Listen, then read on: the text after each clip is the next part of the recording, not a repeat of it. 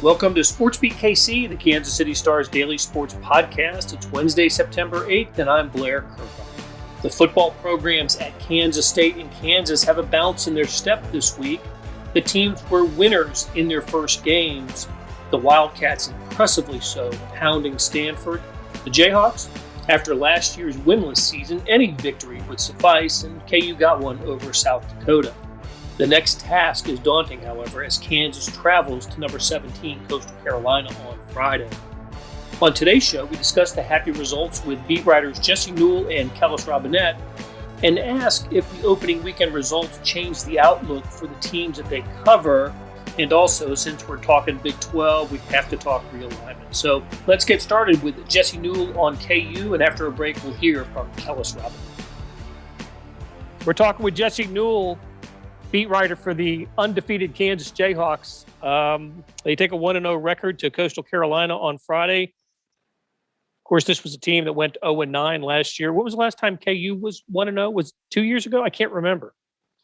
Yes, it had been 677 days, as the ESPN Plus broadcast reminded KU fans almost every 4 minutes or so since KU had last won a football game. So, yeah. Obviously, KU is happy to be 1-0, and it also ensures that they're not going to be 0-12 this year, which was honestly one of the biggest missions of the entire season. Yeah, no, and look, they needed a 4th and 10 conversion with about 3.5 minutes to go to assure that. I want to talk about that play in just a second, but let me also ask you just about the setting in general, where fans came on the field after the victory. I'm past the point of caring about whether it's appropriate or not for fans to storm a field or a court, as long as everyone's safe and security does its job. I know that, look, they were the butt of jokes nationally because that happened, but good for them. Good for them to go out and feel good about a victory and to celebrate like that. Yeah, I mean, I think you go back to what we just talked about, 677 days since a football victory for Kansas. And so you take the moments that you can get them and go with it. And I got to be honest, Blair, it was a really good student crowd. I wasn't sure what to expect in that game. The weather was kind of up and down, whether it was going to rain or not. It's Labor Day weekend, so, some students go home, but it was a really good student crowd. I know that Lance Leipold after the game talked about how pleased he was and sort of how it'd been a long time since he'd been in a game like that. And you have to think about him too.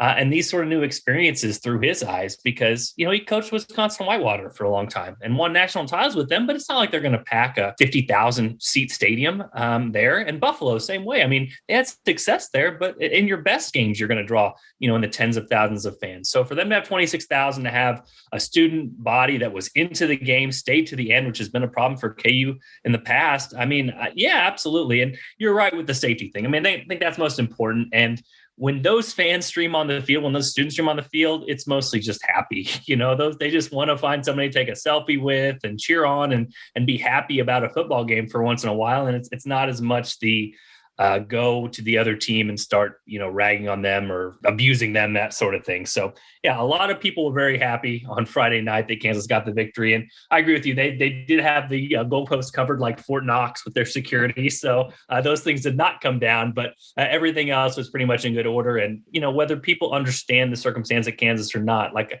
I'm with you. Let the kids go have some fun. And that's exactly what they did. He didn't know the identity of the starting quarterback until the day before. I was wondering if you're going to have to wait till the warm-ups on Saturday to find out. But Jason Bean got the call. Is that who you suspected would be the starter? Yeah, I was actually in my bold predictions before the season, and I had to kind of caveat that in there. I said, hey, this first bold prediction could be wrong in like 3 days, so we could just ruin the whole column, the week before the season starts. But I did sort of suspect it. Not the week before. The week before, it seemed like Miles Kendrick had a pretty big lead, knowing the system and being kind of the workout warrior in the summer, the guy who it's kind of a leader that everybody was going to. But it sounded like as things went on and as they had sort of, scrimmage type settings, that Jason Bean was really elevating himself because, you can go through practice and this guy knows what he's doing and throws it like this and does that. But then the bullets start flying for real. And Jason Bean's speed stood out. And you saw it in the game on Friday too. I mean, the guy's fast. If they have a play that's breaking down or something that doesn't go right, sometimes you're just going to have to scramble, take off, and run. And that's really the strength that Jason Bean has is, his arm is okay at times. He struggled with accuracy throughout part of the game, but it gives KU something they can play to with that quarterback run game and gives defenses something they always have to be wary of, even if you're doing some very good things in coverage and with the rest of your defense. So Jason Bean's game was, it was fine. It was KU's offense struggled overall. A lot of that was the run blocking and the offensive line and the tight ends and the running backs, all the things you want to put together with that. But, for a first game, listen, KU's had a lot of times in past years where they haven't had a Big 12 level quarterback. It's been very, very evident. And Jason Bean, for flashes, looked the part of a Big 12 quarterback. Now, will he get more comfortable with time? Probably. Can he find receivers better? Yes. Can he maybe, try to hit a deep ball every once in a while to keep the defense honest? Yes to that too. But for a first outing, I thought he played fine. We'd probably have a different discussion a little bit if the South Dakota linebacker on that final drive hangs on to the interception that Jason Bean potentially threw him and ended the game that way. But, to the victors go the spoils. KU won that game. Jason Bean led them on a game-winning drive when they really needed it. And so, like I said, I think a lot of the problems were not him in that game. And so he's got a chance to take this job and really run with it. As we talked about the last podcast, Lance Leipold and Jim Zabrowski, the quarterbacks coach, they both play the position and they both know what it's like when you look over your shoulder and you're not sure if the coaches have confidence in you. So they want to give their starting guy a little bit of a leash. And so I think Jason Bean's got a little bit of a leash and we'll see what he does with it. His best moment came in the fourth quarter with Kansas trailing 14-10 and facing the 4th and 10. Needed to pick up a first down to keep the drive alive for a chance at victory. And he finds Mason Fairchild over the middle for 20 yards. You've got that play on the story that you wrote right after the game. I've been watching the replay several times. It looked like Fairchild was covered by the defensive end or the outside linebacker who gave him up in zone coverage to a cornerback who didn't get there in time, leaving Fairchild open, and Bean found him. 20-yard gain, and that kept alive the game-winning touchdown drive. That play alone just showed me a little bit of composure and something that, just a big moment in a Kansas game that I haven't seen in a while. Yeah, and 4th and 10. I mean, your game on the line, 4th and 10. There's a lot of pressure with that. I'll have a little bit more on this week coming.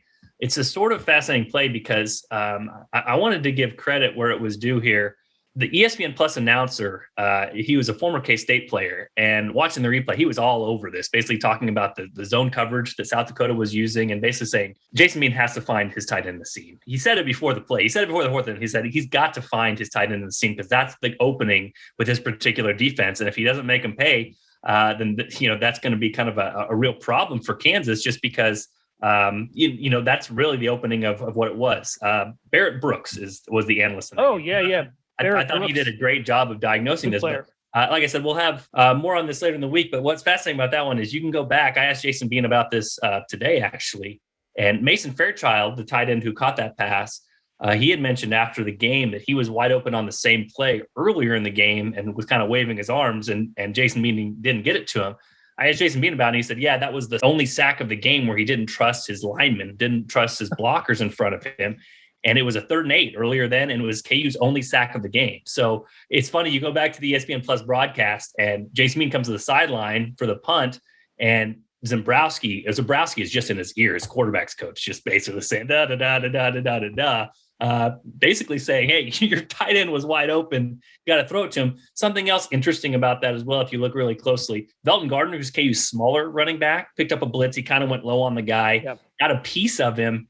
But then the guy got the sack anyway. KU switched out on the last play, had Torrey Laughlin, a bigger guy. He used to be a quarterback, but a little bit bigger body. He got the block that needed for that 4th and 10 play. So as you mentioned, it's learning from mistake. It's knowing what's going to be there. It's synthesizing things, and then it's coming through on a really big play for Kansas when they needed it the most. So I think that shows some growth from Jason Bean, and we'll see moving forward for Kansas passing game if they can get some of those things figured out earlier so that they're not in the 4th and 10 scenario for the game late as they were against South Dakota. Another big moment on that drive was the targeting call on South Dakota. What did you see, and how did you see it? Yeah, well, and this is exactly what Jason Bean brings to you, too. This is a 3rd and 9, I believe it was, play. Nothing's working. He scrambles out of the pocket. He calls to one of his teammates to throw a block, and It basically was the definition of targeting. You know what I mean? It was a defender launched forward with his helmet against a quarterback who slid feet first, albeit very late in the process. But by the letter of the law, it's exactly what the call is, and what they're trying to avoid is getting these helmet to helmet, really brutal sort of blows. But as I said before, I think this is sort of the added X factor that Jason Bean gives you. If you have a non-mobile quarterback there, you're probably taking a sack. You're probably having to throw it away and have to face another 4th and 9 where you've got to get the first down because you're down 4 points. But that's an example where this isn't going to show up in the stat line for Jason Bean other than whatever it was, a 3 or 4 yard rush. But his ability to get outside the pocket to make something happen when things are breaking down for Kansas, it allowed them to get that personal foul penalty. And again, that doesn't go on his stat line, but it's something that was only possible because he was in the football game. But, it's unfortunate sometimes. It's not like the defender tried to do it. It's not like the defender was headhunting or something like that. It's a play in a game where he knows it's 3rd and 9. He's trying to stop a guy, a mobile quarterback, pretty early in the process, trying to make sure he doesn't gain 6 or 7 yards, trying to make sure he gains 2 or 3. And again, Jason Bean's last moment goes feet first with his slide. And because of that, a defender that's propelling himself towards you with his helmet gets you in the helmet. And that's going to be called every single time. And it's the correct call based off what the rules are. So I know there was a later game in the week where there were, I think, 4 targeting penalties. And so things are being rethought with the rule and everything and how safety is sort of applied with this sort of rule. But again, by the letter of the law, that's exactly what it was. And I think Jason Bean gets some credit because he turned something out of nothing in that particular play. And I think a lot of KU quarterbacks in the past wouldn't have been able to do that. KU gets the win, 17-14 over South Dakota. Probably a good thing they weren't playing South Dakota State, which throttled Colorado State this weekend. So task gets a little more difficult on Friday. How about Friday to open the season for KU? But task gets more difficult. I'm sure that when Coastal Carolina was scheduled a 3-game series. When this series was scheduled, 2 in Lawrence and 1 in Conway, South Carolina, outside of Myrtle Beach, that the Jayhawks weren't expecting to face a team that ended up, that has improved their program to a point where it's in the top 25. But that's what they get. And they're a 4-touchdown underdog at Coastal this weekend. I've actually been to their stadium and seen the stadium. Not very big, as you might expect, but that program's turned into an interesting power, and Kansas certainly has its work cut out for it on Friday. Yeah, you mentioned a lot of things. So the capacity of the stadium is 20,000. They had a good crowd last week, around 16,400, so about the capacity of Allen Fieldhouse. Another thing, you mentioned it, they were one of the newest FBS programs a few years back when Kansas scheduled them. So yes, that was a very intentional thing to try to get a non-Power 5 team for Kansas to play that they could potentially beat. And all of a sudden, Jamie Chadwell, the coach, builds up this program, and all of a sudden they're top 25 worthy. The third thing, and I'm going to pull the I could be mistaken thing, but I'm pretty sure that this series was supposed to end last year with Kansas going to Coastal, but because of the pandemic, they made it into a KU game and then made the return trip back to Coastal. So this could have been a series that was over with potentially. And then COVID kind of threw its wrench into things. So KU played at home last year and got beat by Coastal again. And then obviously now have to go back to Coastal this particular year. So kind of some weird things going on here. But yeah, first Power 5 foe ever that Coastal Carolina is going to host.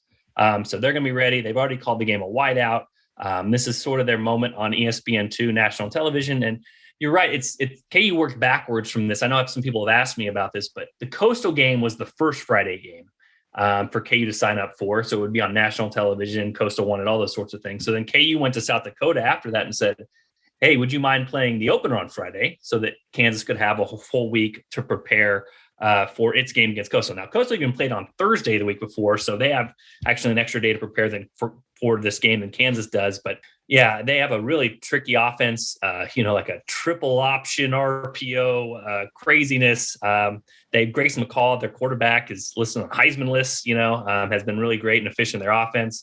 They just beat down on the Citadel in their opening game to the point where they were resting starters in the beginning of the third quarter. So up to 17th in this week's AP poll. So yeah, this is not the team that Kansas envisioned it was going to play when it originally signed the contract. And this is going to be a chance for Coastal Carolina to get a 3-game sweep against Kansas, 3 for 3 in the last 3 years. They won 12-7 back in 2019 and then, beat KU 38-23 last year in Memorial Stadium. in the season opener in front of no fans. So this is kind of an interesting spot for Kansas to be in as, like you said, a 27-point underdog. And not to mention, too, if you go online and look it up, there were some interesting celebrations that Coastal Carolina had.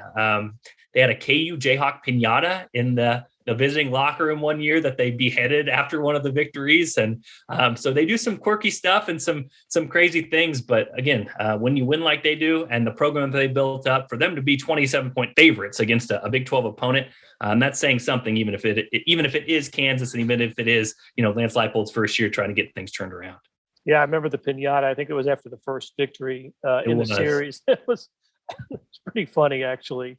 ESPN2, I believe, is the network for this game. And if you're wondering about their nickname, the Chanticleers, reference the Canterbury Tales, and you will find out all you need to know about the Chants of Coastal Carolina, winners of the College World Series a few years ago, by the way. So, all right, Jesse, great catching up with you, and we will do it again next week. All right, sounds good, Blair. Hey, it's Blair. We have a special subscription offer for SportsBeat KC listeners, unlimited digital access to the Kansas City Star's award-winning sports coverage. Sign up now for 1 year of Sports Pass for access to all the sports news, features, and columns presented on the kansascity.com site, and it's only $30. That's a 40% savings off our regular rate. Your subscription will automatically renew after the initial term at $50 unless you tell us to cancel. Your subscription helps support the sports coverage of kansascity.com and the Kansas City Star, and that support has never been more important. Please visit kansascity.com/SportsBeatKC offer to get this special offer. And as always, thanks for listening.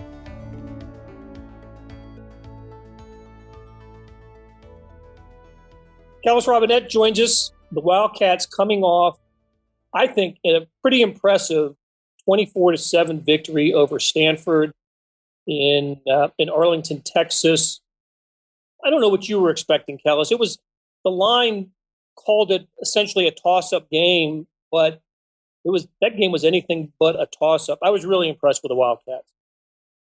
I was too. That was better than I was expecting. I thought they would win, but yeah, I thought it'd be close. I think I picked them by a touchdown. And, I mean, really, it should have been more than it was. 24-7, yeah, but if Skylar Thompson's a little bit sharper with his throws, that game could easily be 40-7. And if Stanford doesn't get a late, meaningless garbage time touchdown, it could be 40-0. I mean, that's how lopsided this game was. The offense from Kansas State was about what I figured it would be. Good running the ball, kind of up and down throwing the ball. But then on defense, I was not expecting that. I didn't expect him to come out with 3 defensive linemen. I didn't expect him to swarm the ball with 3 linebackers. I didn't expect him to shut down a team that likes to run the ball with 5 defensive backs playing so far away from the ball. But, man, they really hit Stanford with something they were not prepared for at all with their new defensive setup. And, I think that's got to give you the most optimism about anything, because that was what all the experts, including myself, that was going to be the big question mark this year was, could Kansas State stop anybody? I mean, who knows? Maybe Stanford's just no good and if everybody could stop them. But Kansas State really owned them, held them to 233 yards, 39 rushing. Great performance from them. Yeah, and maybe Stanford plays the type of offense that kind of played into Kansas State's strength on defense.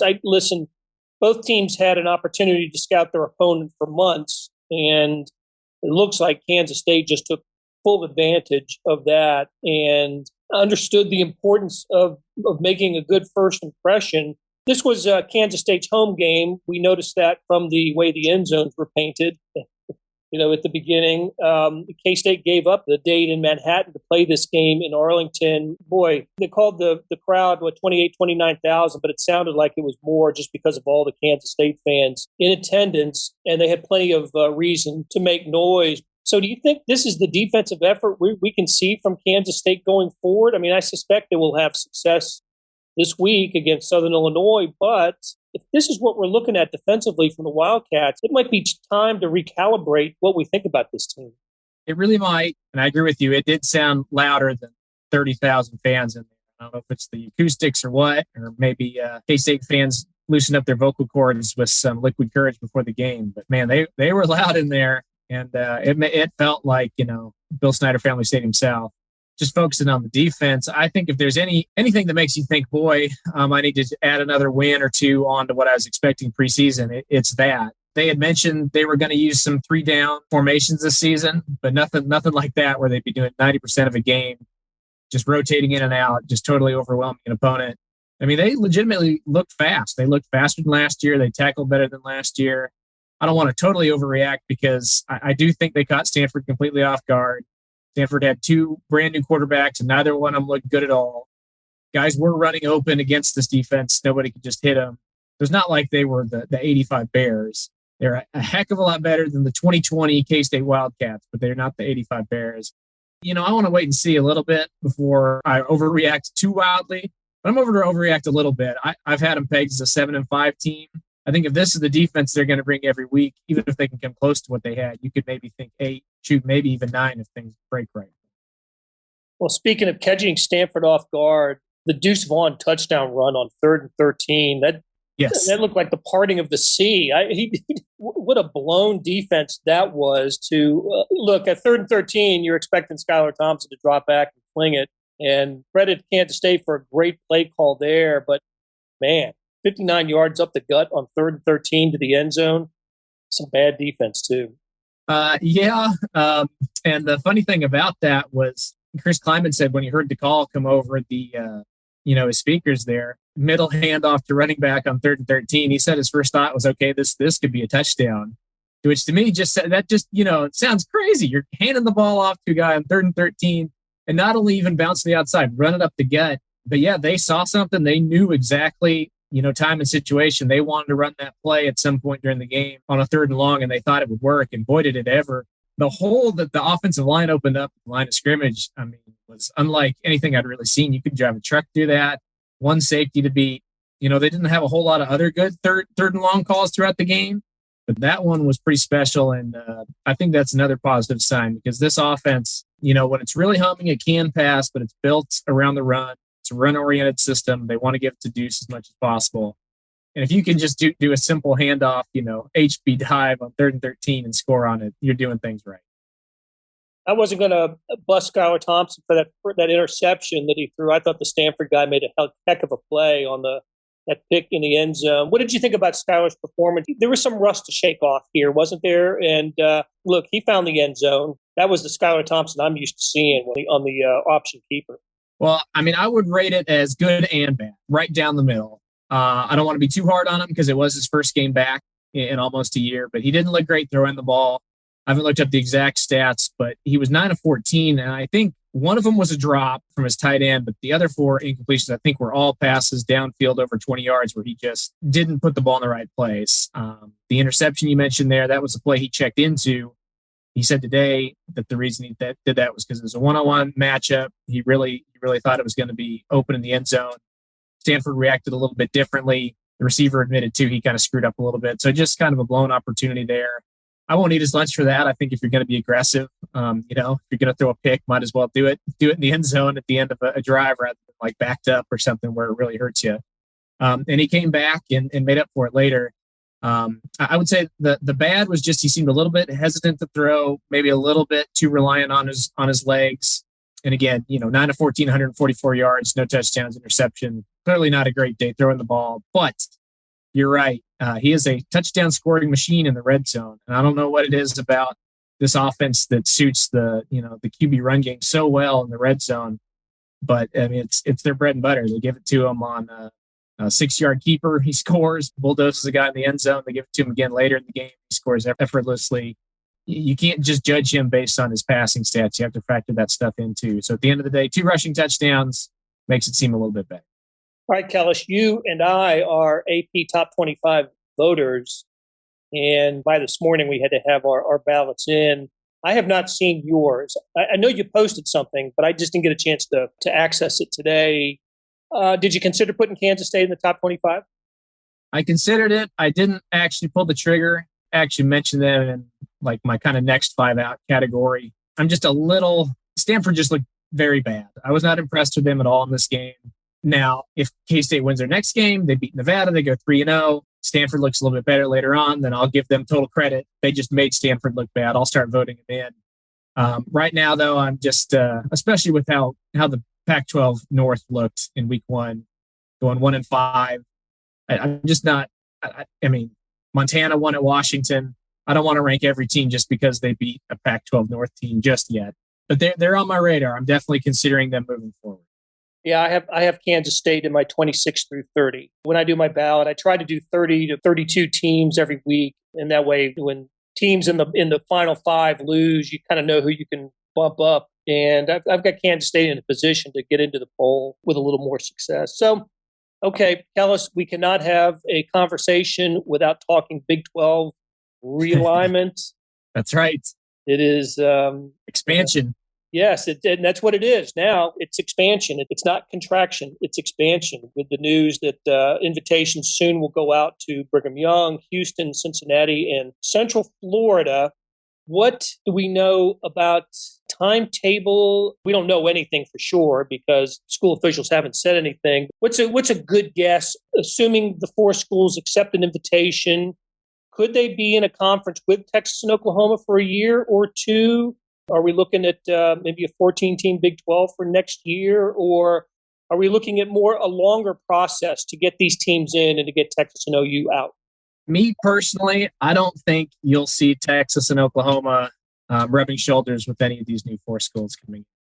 Now, I admit that's just kind of me taking an educated guess. I haven't talked to everybody in the Big 12 here. Things could work out differently.